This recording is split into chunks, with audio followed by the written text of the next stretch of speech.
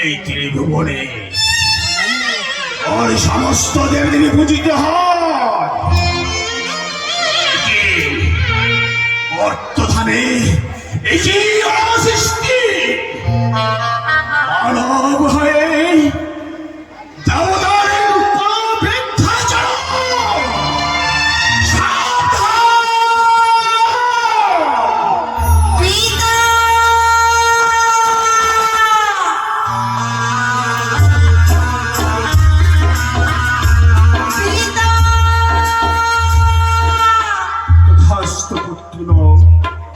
তুমি আসলে বদাপন করেছ। আমার প্রণাম নেবেন পিতাগো। তথাস্তু। বলো কি হয়েছে তোমার? পিতাগো, হ্যাঁ এসেছেন বলে আশা করি। আমি অনুমতি চাইতে। আমি অনুমতি দেবে না পিতা? অনুমতি?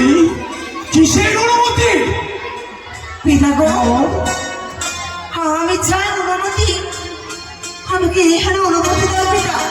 যে রাখো ওই তোমার চন্দ্রধার বলে তোমার ভক্ত, তার চোদ্দাক্ষর থেকে আমি জয়মগ্ন করতে চাই পিতা। না না পুত্রীমান, না, সেও তো আমার প্রাণ ভক্ত। না, এই অনুমতি আমি তোমায় দিতে পারবো না। না তবে পিতাগো, সাক্ষী মিথ্যে হয়ে যায়। যেদিন চন্দ্রধার বলে দক্ষিণ পাঠানি বাণিজ্য করতে যায়, বিনা দোষে বিনা অপরাধে এক ব্রাহ্মণকে সে বন্দি করেছিল। সেই ব্রাহ্মণ অভিশাপ করে চাঁদকে, চাঁদের 14 দিন ভরাডুবি হবে ওই কালী দাঁড়ে। সত্যই বলেছ। তুমি আমার ভক্ত হও, কিন্তু সাবধান, ওই কন্যারে করো অপমান। পুত্রীমান পিতা, কিন্তু আমার শর্ত রয়েছে। কি এমন শর্ত রয়েছে পিতাগো? হ্যাঁ শর্ত রয়েছে, তাকে কিন্তু প্রাণে মারো না মা। কি বললি পিতা? হ্যাঁ বেশ, ওই চন্দ্রধার বণিককে আমি প্রাণে মারবো না পিতাগো। না, সাবধান, তাহলে তুমি বিশ্ব পূজিত হতে পারবে না।